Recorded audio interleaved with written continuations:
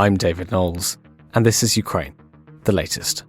Today, we bring you the latest news from Ukraine, discuss Joe Barnes' interview with Ukrainian Minister for Digital Transformation Mikhailo Federov, and we welcome Kyiv independent reporter Francis Farrell back onto the podcast to talk about the Russian assault on Avdiivka and the Ukrainian counteroffensive. Bravery takes you through the most unimaginable hardships to finally reward you with victory. If we give President Zelensky the tools, the Ukrainians will finish the job. Slava Ukraini!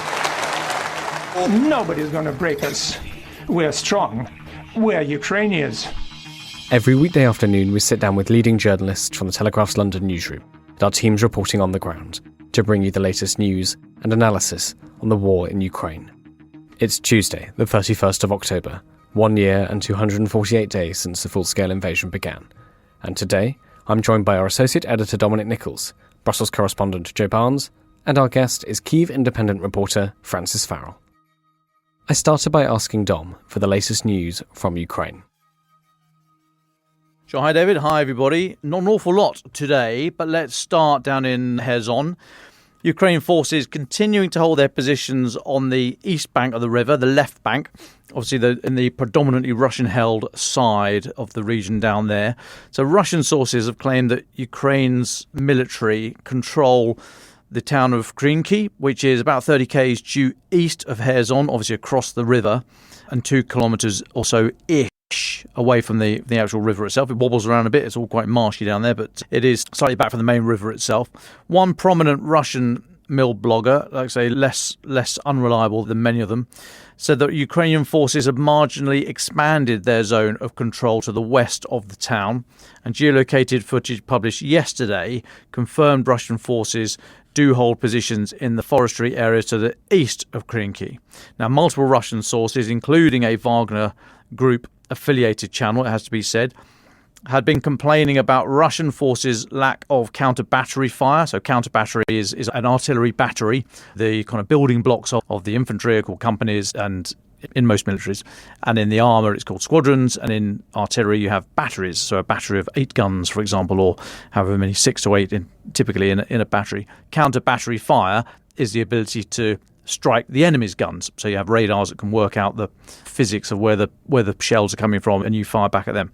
So these Russian channels are complaining about the lack of the Russian army's ability to do that counter-battery fire. Also complaining about the lack of electronic warfare, which has a whole host of purposes, but it can mask what you're doing, it can interfere with what the enemy is doing, it can disrupt munitions in the air, missiles and so on and so forth. But it is a critical element. There's very few non-critical elements, to be perfectly honest, of the military these days, but electronic warfare is not just wiggly amps and listening into enemy communications. It does a lot more than that. And they're also complaining about the lack of headquarters command and control capabilities. There's no point having loads of troops and loads of kit and all the rest of it if you can't actually talk to it all, organise it all, and get it to the right place at the right time. So they're having a big old moan about the Russian military down there, particularly around that area of Kyiv. However, Russian forces did continue airstrikes against the right bank, the west bank, the bit held by Ukraine, throughout Kherson yesterday. Ukraine's Southern Operational Command said Russian forces had used 37 laser-guided bombs to hit the west bank of Kherson Oblast. The bombs they were talking about are old, but they work. Generally, laser has been around for a very long time. Laser beam rider, so laser, as we all know, stands for light amplification by stimulated emission of radiation. So basically you get the energy from that reflected laser return, and then you, the missile, can steer yourself towards the point where that radiated energy is coming from. So if you have a laser beam rider, which the missile can either send itself or can be designated from the ground or another vehicle from the air and so on and so forth, the missile will home in on where that laser dot is being aimed. Now, they will generally fly in a nice, smooth, parabolic curve from where they were launched to where they're going to land, especially the older ones, and therefore you can intercept them more easily, laser beam riders. But some of them can manoeuvre, the more modern ones, and they are difficult to interfere with because they are receiving the energy, that laser energy, on a particular frequency which they can be programmed for. It's difficult to interfere with that and take them off target by messing around with the laser beam. So it is quite old technology, but it works. Now, elsewhere, an odd story here. Russian investigators in eastern Ukraine, part of East Ukraine is currently controlled by Moscow, have detained 2 soldiers on suspicion of killing a family of 9 people, including 2 children. A statement by Russia said the soldiers were from a region in Russia's far east, and that the reason for the murders appeared to be some kind of personal conflict. Now, the killings took place in Volnovakha, which is an industrial town between Donetsk and Melitopol. Russian media reported the murderers had used machine guns with silencers. Fine. No need to dwell on that one. But it's interesting because the Ukrainian prosecutor's office also issued a statement saying that they had begun investigating the crime. So Ukrainian human rights ombudsman Dmitry Lubinets suggested that there were Chechen units involved that may have committed the murders, with a suggestion that the family had refused to shelter Chechen forces in their house. So not entirely sure what's happened. Both sides have opened an investigation, but at the heart of it there's a family of 9 people who were murdered. And just finally, the General Staff of Ukraine's armed forces said today that the Russian military had lost, well, they said over 300,000. So they're now saying 300,810 personnel in combat. That is, we think they are counting them as dead or wounded to the point that they can no longer go back to the battlefield. Because, of course, you count casualties as dead, wounded, missing and captured. And if you are missing, you might turn up. If you're captured, you might be swapped. So you could then take part in hostilities again. But we think Ukraine is counting the numbers they put out are dead and wounded to the point of not being able to directly participate in combat anymore in a physical means. I mean, even if you've lost limbs, you can take part as part of the military staff. But we think those numbers are kind of physical casualties. This is on top of they put out a stat last week about 5,000 tanks. We spoke about that. Just want to pause very briefly and focus on that 300,000. It's probably a little bit toppy, but just as a very, very large figure.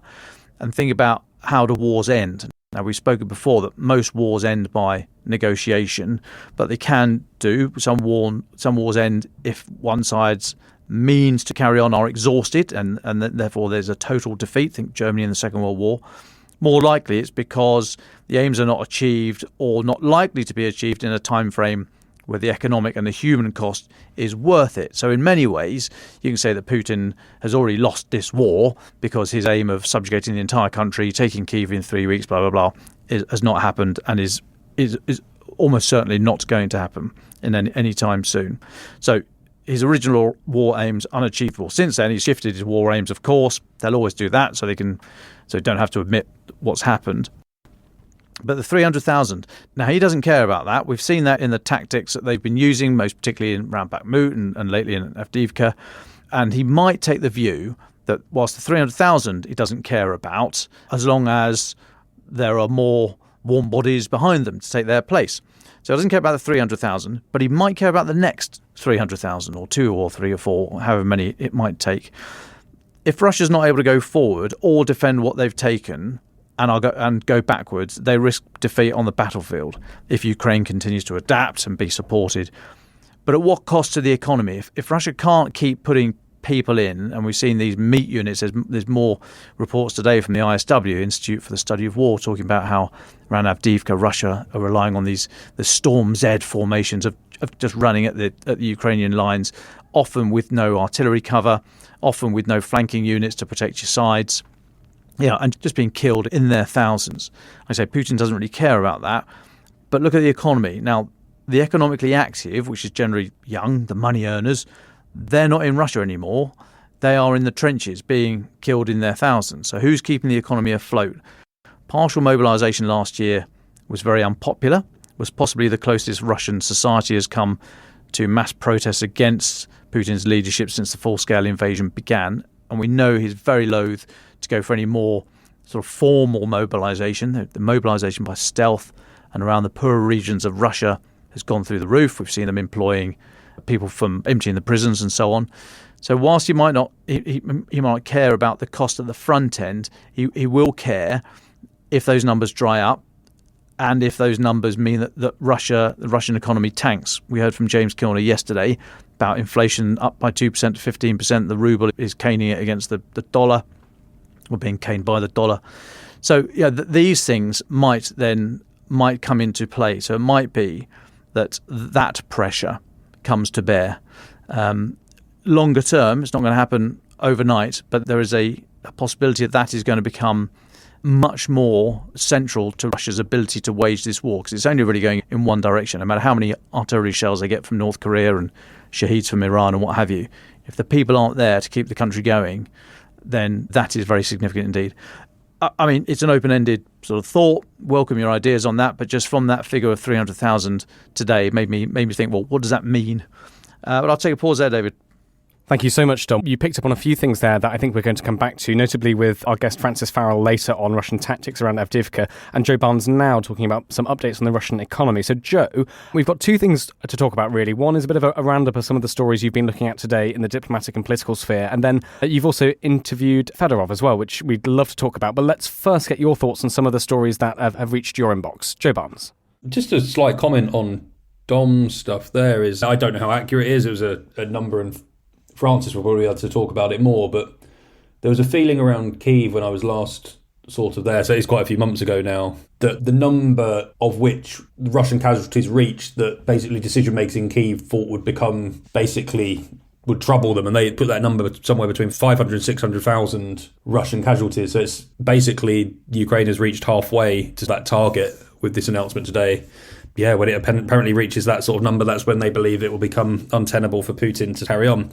But let's go to France, where a Russian tycoon, Alexei Kuzmichev, has been detained for questioning in connection with alleged tax evasion, money laundering, and for violating international sanctions. And this is from a statement from the French Financial Prosecutor's Office. So searches took place on Monday at his home in Paris and in the Mediterranean Var region, and that was reported by the French daily Le Monde. So Kuzmichev is still being detained as of today, that's Tuesday, but has not been formally charged.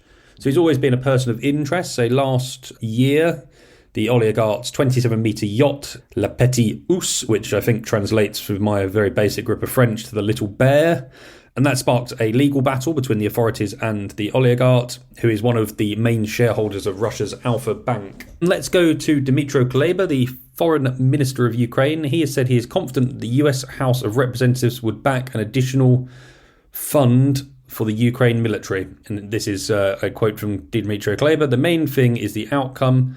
Are there enough votes or not? And at the moment, we have every reason to believe that there are votes in the US House of Representatives for the bill providing Ukraine with additional support. And he told that to a Ukrainian national broadcaster. He was speaking about the considerable political resistance to the bill's provisions and said it would be a sin for US politicians, for lawmakers, as they like to call them, not to use legislation to further their own interests.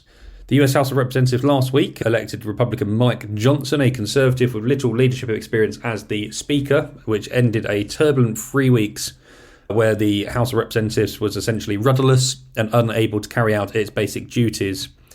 So Mr. Johnson said last week that funding for Ukraine and Israel should be handled separately, suggesting he would not back President Joe Biden's $106 billion aid package for both countries. So that was one of the things that apparently Joe Biden and his administration thought they would do, is club together Israeli and Ukrainian aid to basically make it harder for people to block. One of the ideas is many of the sort of the harder on the right wing of the Republicans, they would happily see money go to Israel. They're very fond of supporting Israel, but not so much Ukraine. So by putting it together would hopefully alleviate their opposition. On the business front in Russia, Vladimir Putin has made it harder for Western companies to exit Russia in an apparent bid to prop up the struggling ruble.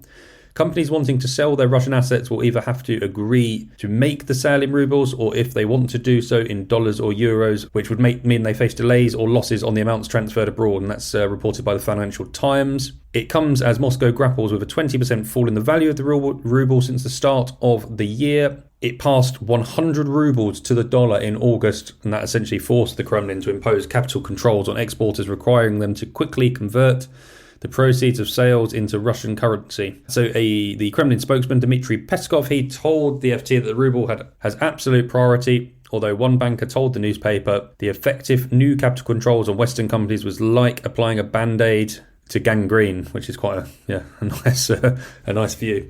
The Russian ruble has strengthened to more than an 8-week high against the dollar, as it was supported by Friday's interest rates increase, as well as the currency conversion obligations placed on exporters by the Kremlin. So yeah, it does go to speak about the woes that Russia is facing in economic terms, and just another one of their sort of plans to keep the economy afloat. I remember back in the days when they were trying to sell Russian oil and Russian gas overseas, normally deals done in dollars, but because of sanctions, Russia made it so that anyone wanting to purchase its sort of natural gases and oils had to do so with rubles, and that's essentially them trying to bolster their economy. And I'll stop there, and then we can go to the interview with Mikhailo Federov. Well, absolutely. Thank you so much, Joe. So you talked to Mikhailo Federov. We've spoken about him quite a few times on this podcast. He's the Minister for Digital Transformation, the youngest government minister in Zelensky's government. Why did you want to talk to him, and what did he tell you? So I've been writing a hell of a lot about drones throughout this war, whether it be how DJI Mavics, that consumer purchasable drone from China that's been so effectively used to drop grenades, or just simply as surveillance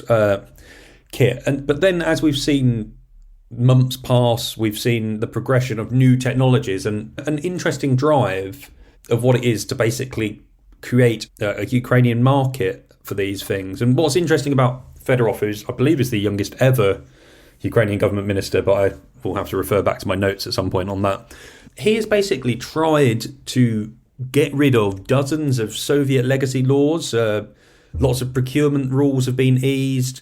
He's allowed, through the rule scrappages, allowed the creation of a free market for drones and basically military technology. So there's more than 200 Ukrainian companies are now involved in an effort to basically innovate and create Ukrainian products. So I think in my copy, I said that they're trying to basically find Ukraine's answer to Barnes Wallis, the man behind the bouncing bomb. But I think another fair comparison would be that they've essentially created an environment which is likened to America's DARPA, the Advanced Research Projects Agency, which is best known for its involvement in the creation of the internet, the GPS navigation, stealth bombers, lots of things that started out with military application, but then are known to have basically supported us throughout our civilian lives. I don't know a day that goes by without anyone listening is using the internet of some sort, GPS on our phones and stuff like that. But what was interesting for Mikhailo Fedorov, he went on and said, war starts with one level of technology and ends with a totally different level of technology. A great analysis. And so while Barnes Wallis helped Britain to produce weapons like the bouncing bomb,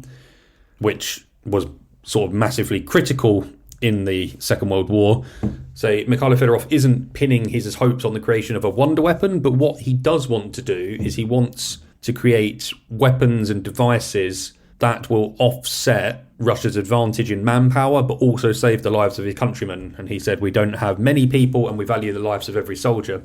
So the latest sort of project he was working on, and he was happy enough to talk me through, was an army of robots, basically trying to get autonomous machines to do things that Ukrainian soldiers shouldn't have to risk their lives with. One, he said that they're already testing on the battlefield, was an automated machine gun, which had an artificial intelligent aiming system that doesn't require human interactions. You drag the machine gun up to the machine gun post, and then it takes care of the aiming. And then you can either remote control it or let it go on its own, which one less soldier that has to risk his life manning a machine gun post. That's good news for Ukraine. And then he pointed to the recent announcement around the creation of robots that can lay Ukrainian mines, but also dig up Russian explosives that have been laid by Russian forces in these vast minefields we hear about. And you initially heard about Ukrainian soldiers crawling on their hands and knees, moving through foot, trying to demine. Great if Ukraine can develop a robot to do that. And so Mikhailo Fedorov said, we want robots that can absorb as much of the enemy's firepower as possible so we can be flexible and avoid losing the lives of our soldiers. But there are also some more fanciful and technologically wonderful ideas that he mentioned, but they aren't away from the realms of actual possibility. He was talking about self-driving vehicles that can deliver weapons, ammunition, other various supplies to the front line, or evacuate wounded soldiers, because again, these vehicles as soldiers drive to the front lines are being targeted by artillery, being targeted by Russian drones. So essentially there's enough Teslas in Kyiv these days which have self-driving systems, so why can't they deploy similar in a van? And he also mentioned that successful tests had been carried out on the next generation of air defence sensors that combine secretive technologies, which we've agreed not to disclose, even though we know about them, as well as artificial intelligence. And it's essentially helping Ukraine create a map of their skies so they can watch and work out what missiles, what drones are being fired at them, where are they destined for, which is interesting.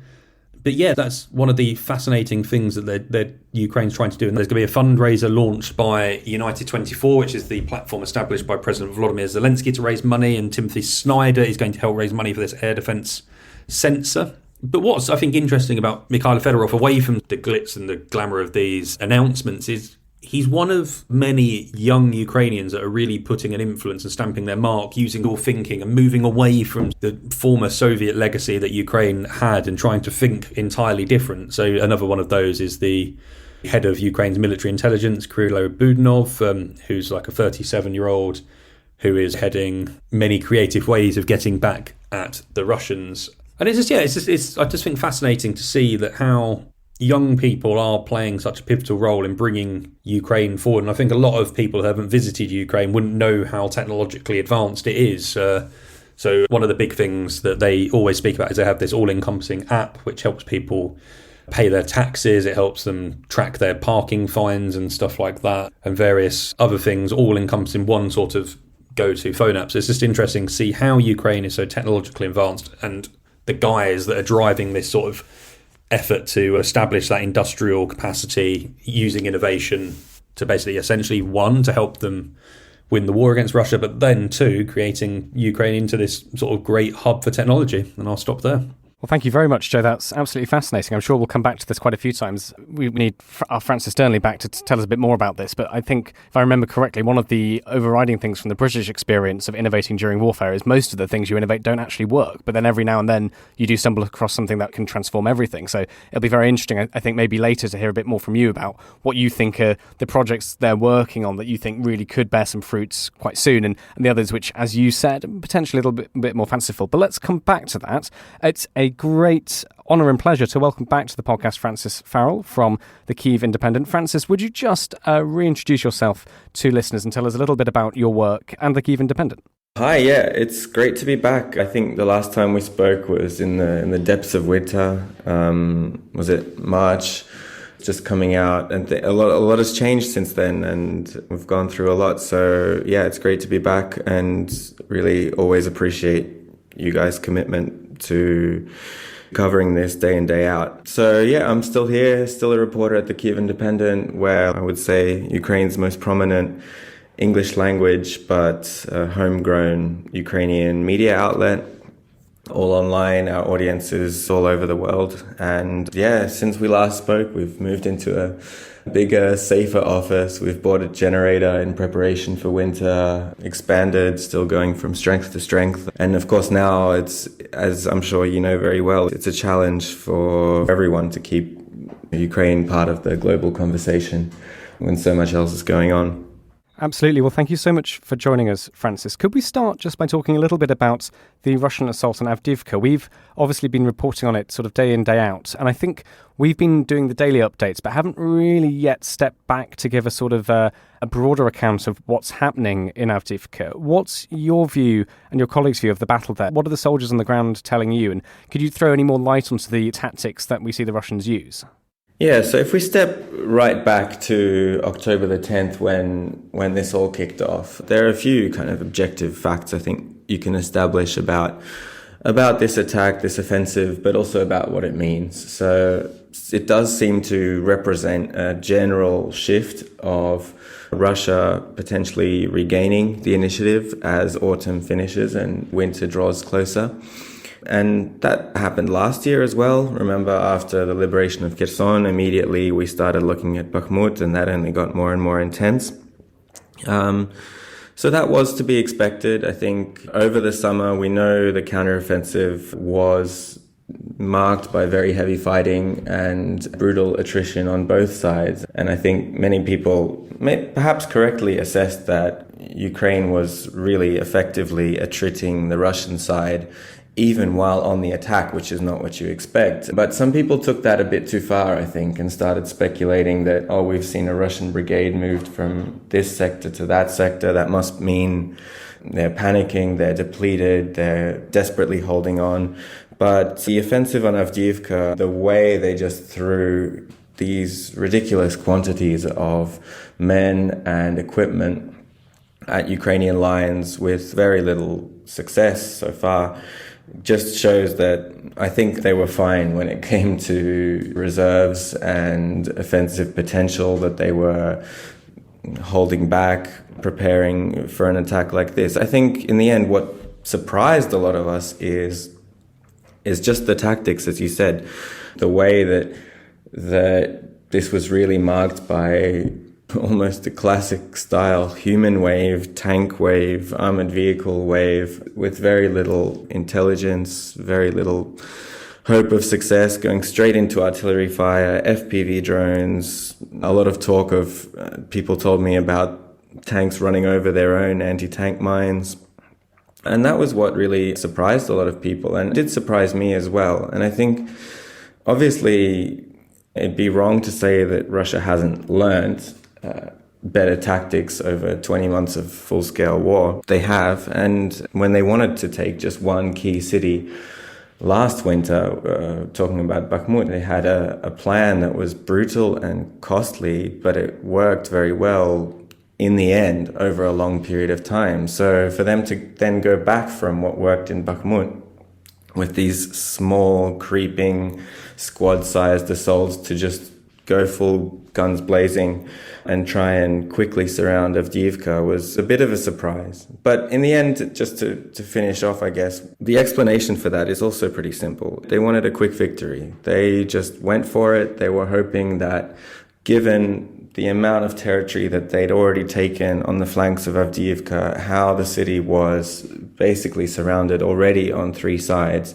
they thought if they just threw enough tanks, enough armored vehicles, enough men at the flanks, they could just cut off that last 8 kilometers or so in a couple of days. And as much as we like to ridicule the Russians and enjoy these videos of these columns getting blown apart, the Ukrainian units defending there have taken a lot of damage as well.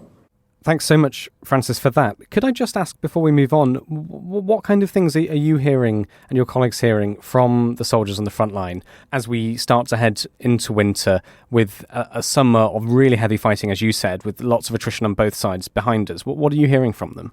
Yeah, if we start with Avdiivka in general, I think there is definitely an expectation that Russia will, having failed to take it quickly, they will probably just shift back to the same tactics that they did in Bakhmut, which was, again, slower, more systematic, just using these small infantry squads, a lot of artillery fire.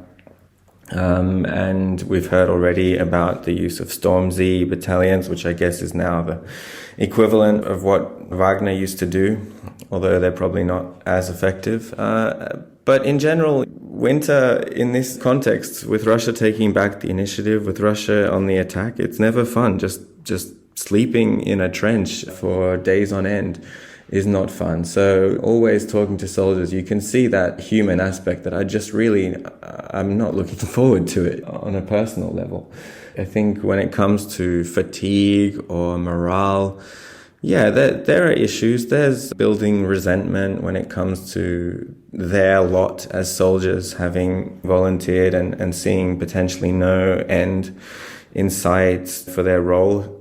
It's just being on the front line compared to the people, the civilians in the cities, those who've gone abroad and so on. But most of them, I do feel this very genuine, very stoic acceptance of, yeah, well, this is what we signed up for. So there's no looking back now, and take every day as it is. A lot of people, they say, well, we don't look to the future too much. We don't think about winter. We don't think about the next year of war. We just take it day by day. You mentioned there, Francis, views on civilians. You mentioned earlier in our emails that you'd gone back to the front lines in September around Kyiv, and you visited one village that had been liberated in the first days of the counteroffensive in June. What was your experience there? What did you see? Yeah, so I guess what I saw there is kind of testament to how static the front lines are, how mined they are, and how heavy the fighting is. So compared to last year when we saw large territories liberated all at once in maneuver operations and the Russians withdrawing from large cities and so on very quickly, then you could really talk about scenes of liberation, scenes of people coming out with the flags and slowly processing what went on, and the world press streaming in and asking about who was tortured and so on. Whereas here, it's these villages are just completely dead. Some buildings are still standing. Almost all of them are heavily damaged in one way or another because they were taken, but the front line hasn't moved much forward further. So there hasn't been a chance for civilian deminers from international organizations or the state emergency service to come in and start systematically demining the area so people can return. So the only demining that has been done has just been done by local soldiers who need to find a place to park their tank or their artillery piece. And so there are no civilians in these places. They're all gone. In one or two villages, there might be some stubborn stragglers, but as far as I understand, there have been forced evacuation orders. They all have to leave, and there's just no life there. And it's just a testament to how slowly things are moving and the deep scars that this more static front line leave on the land and the settlements for a long, long time looking forward. Well, zooming out again from your visit, could you look back at the last sort of 6 months? And we've sort of touched on this in some of your answers, but it might be good to bring it all together and think about the Ukrainian counteroffensive. It might be too trite and blunt to talk about successes or failures. So would you talk a little bit about how it's developed, how it's changed, and also maybe what's happened compared to what people hoped and thought would happen? What are your thoughts on the idea of the counteroffensive? I mean, we talked about it week in, week out until it started. And maybe now is the right time to look back and think about how it progressed the way it did. What are your thoughts on that? Yeah, sure. And again, I think it's very likely that looking back on this year of fighting will probably take the Russian offensive on Avdiivka as a bit of a marker to say that this is probably the end point, more or less, where we can put a bookend on the Ukrainian summer/autumn counteroffensive. So yeah, looking back, I remember just before it started thinking about how intensely high stakes this operation was. I think the comparisons to D-Day in many ways were completely valid because the task at hand, what everyone expected in the best case scenario was obviously we knew there were defensive lines, but we thought that Ukraine could really break through to a point where it would be a more maneuver style battle, just as we'd seen in September previous year around Kharkiv. We'd see large areas liberated quickly.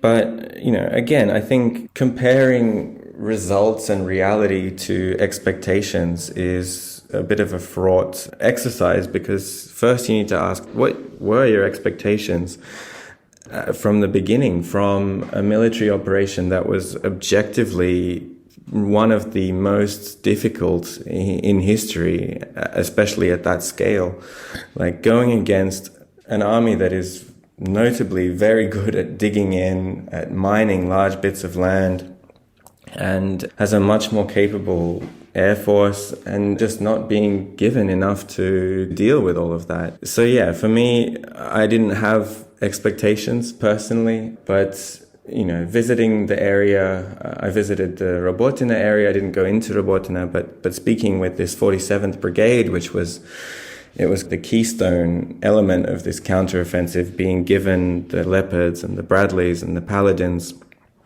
Hearing their stories, you really appreciate that what they did achieve was really incredible considering the circumstances. And, you can get pretty sad about the fact that they only made it so far, but I think the way that it developed was a pretty logical almost result of the way that Ukraine was set up in the first place for this counteroffensive.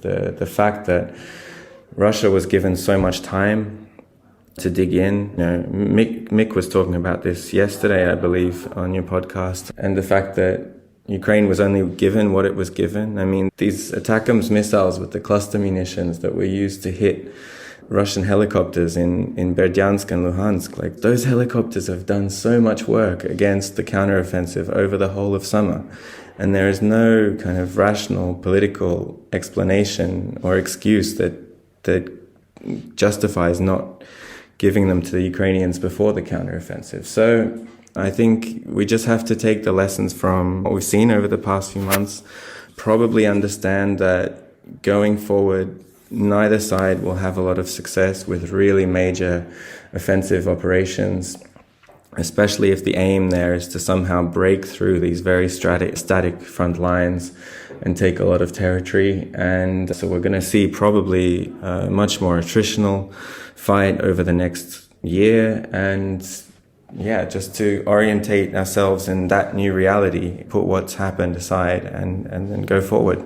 Thanks so much for that, Francis. We're looking towards another winter of Russian strikes on infrastructure, on heating, etc. How is the population, how are the civilians preparing for that? And what's your sense of the mood in Kyiv at the moment?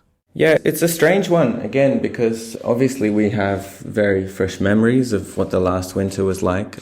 But at the same time, we've had a very chill summer. I mean, I think in early June, there were still very regular attacks. We had the Kinjals and lots of Shaheds and other missiles. But since June, there haven't been very many attacks on Kyiv. And it's always a lovely, beautiful summer here. So now that the temperature has changed, people are preparing for this.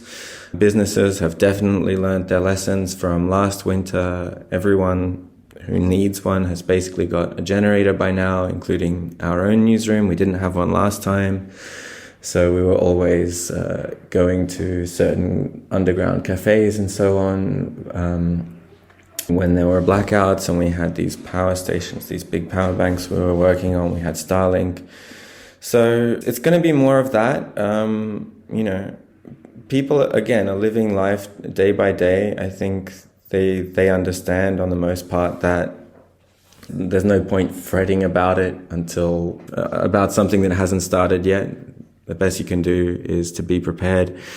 And yeah, people don't really know. It's hard to say whether it will be worse or not. I think most people think it will be worse because of everything that we've read about Russia, especially stockpiling not only missiles, but these Shahed drones, potentially preparing to send them out at Kyiv in swarms of several hundred in one night. I think that's perfectly realistic. And it's clear that will probably overwhelm even Kyiv's air defense. But it's just weird to think about it when it's not started yet. So we're all just kind of tensed up and waiting for it to start. Well, thank you very much for all of that, Francis. Joe Barnes, do you have any questions on anything we've heard? Yeah, I just want to ask Francis, and hello, thank you for coming on as always. What is the mood like in Kyiv at the moment when so much of the world's focus is on Israel and its war with Hamas?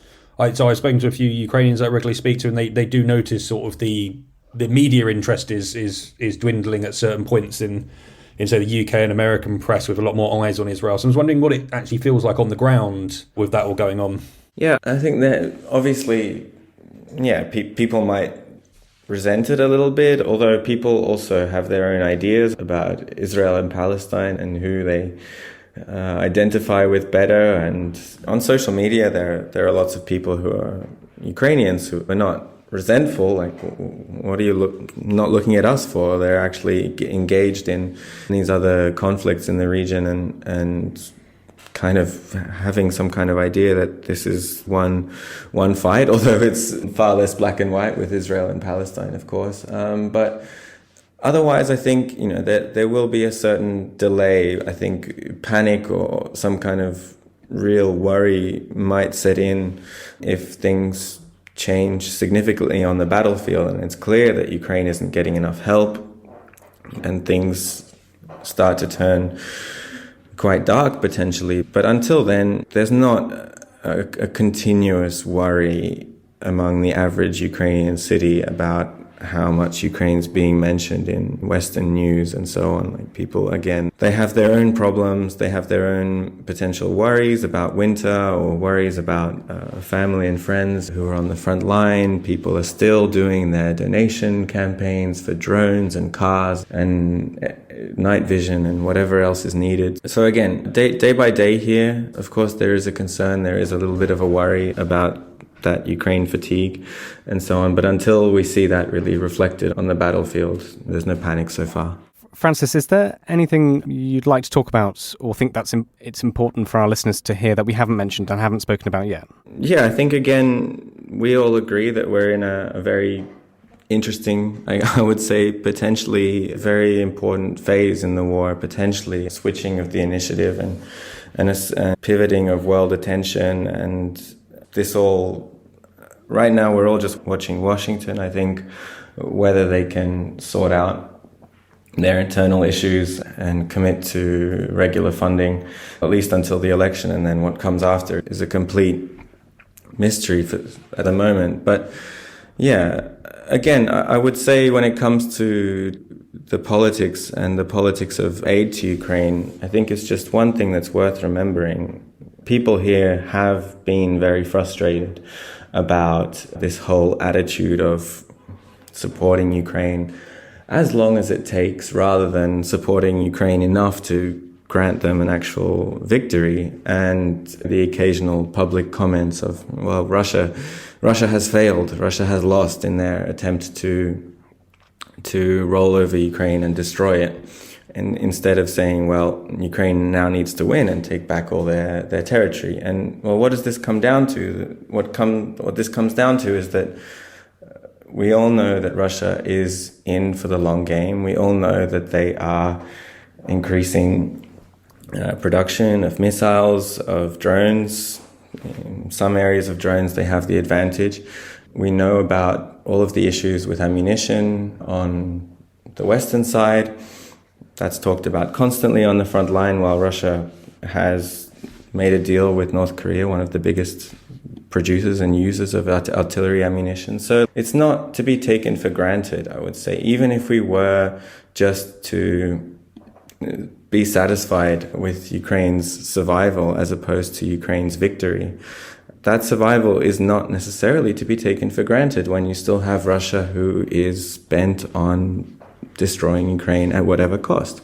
And that's something worth thinking about, maybe worth investing in a victory so that we won't have to invest in the survival for decades and decades to come. But I'm sure these are all topics that have been covered over and over again on here, but I just wanted to raise that again. Thank you. Well, thank you so much, Francis. And I think it's very important to raise it, and you do so very eloquently. Joe Barnes, let's go to you for your final thoughts. And then, Francis, do tell us how we can follow your work and the work of your colleagues, and do tell us a little bit more about the podcast you've launched. But Joe Barnes, for your final thought first, please. So I don't really have a defining final thought, because I think Francis has really spelled it out all incredibly well. But I think the one thing that I look at when I look at how the counteroffensive is wrapped up in is always the sort of the steps behind the West has been with its aid. And actually, I think Francis spoke to it fantastically well when he mentioned the ATACMS coming and doing such a good job against the helicopters that have done so much to help stop the Ukrainian counteroffensive. So it always begs the question is, were these Western aid deliveries, whether it be tanks, I would say long-range missiles more so, especially the ATACMS and the cluster munition artillery shells, if they had come months before, would we have seen an entirely different counteroffensive? I don't know, but then maybe we might have seen more ground gained ahead of the sort of slowdown into the winter months. Thank you very much, Joe Barnes. Francis Farrell, would you like the very final words? Once again, it's just been great to be back with you guys, and great to have so many people listening. And yes, the Kyiv Independent has a weekly podcast called This Week in Ukraine. Super original name, I know, which we launched actually way back in April, I believe, March or April. So there's plenty of stuff going all the way back which you can listen to. And yeah, as always, highly recommend checking out our site, our YouTube channel, for the work that we're doing. And because we certainly won't be we won't be getting on a plane to Israel or anywhere else once the story moves. You know, we're all invested in Ukraine's story, in Ukraine's fight, and we're not going anywhere. So do check us out. Thank you again. Ukraine the Latest is an original podcast from The Telegraph. To stay on top of all of our Ukraine news, analysis and dispatches from the ground, subscribe to The Telegraph. You can get your first 3 months for just £1 at www.telegraph.co.uk/Ukraine the Latest. Or sign up to Dispatches, our Ukraine newsletter, which brings stories from our award-winning foreign correspondents straight to your inbox. We also have a Ukraine live blog on our website, where you can follow updates as they come in throughout the day, including insights from regular contributors to this podcast. You can listen to this conversation live at 1 p.m. London time each weekday on Twitter Spaces. Follow The Telegraph on Twitter so you don't miss it. To our listeners on YouTube, please note that due to issues beyond our control, there is sometimes a delay between broadcast and upload. So if you want to hear Ukraine the Latest as soon as it is released, do refer to the podcast apps. If you appreciated this podcast, please consider following Ukraine the Latest on your preferred podcast app. And, if you have a moment, leave a review, as it helps others find the show. You can also get in touch directly to ask questions or give comments by emailing ukrainepod@telegraph.co.uk. We do read every message. And you can contact us directly on Twitter. You can find our Twitter handles in the description for this episode. As ever, we are especially interested to hear where you are listening from around the world. Ukraine the Latest was produced by Rachel Porter, and the executive producers are David Knowles and Louisa Wells.